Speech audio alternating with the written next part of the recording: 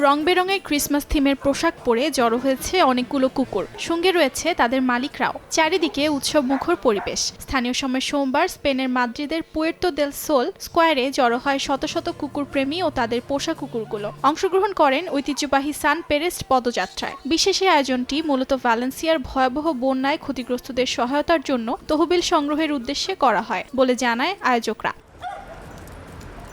প্রাণী সুরক্ষা সংগঠন এল রেফিউজি সাধারণত প্রতি বছর কুকুরদের জন্য উৎসব মুখর আয়োজন করে থাকে। ভ্যালেন্সিয়ায় বন্যা কবলিতদেরকে সহায়তা করার পাশাপাশি এই বার্ষিক পদযাত্রার অন্যতম উদ্দেশ্য ছিল প্রাণী নির্যাতন ও পরিত্যাগের বিরুদ্ধে সচেতনতা সৃষ্টি করা।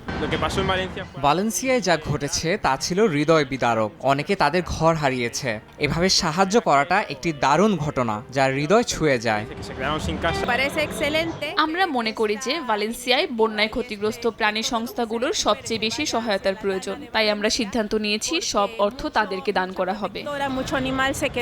গেল অক্টোবর মাসে ইউরোপের অন্যতম ভয়াবহ বন্যা দেখা দেয় স্পেনে। দেশটির ভ্যালেন্সিয়া শহরে ক্ষতিগ্রস্ত হয় বহু ঘরবাড়ি ও রাস্তাঘাট, হতাহত হন অনেকে। এই উদ্যোগটির মাধ্যমে উত্তোলন করা অর্থ বন্যা কবলিতদেরকে দেওয়ার বিষয়টি ভালো চোখে দেখছেন অংশগ্রহণকারী ও পর্যটকরা। অর্জিতা শেহজিন, সময় সংবাদ।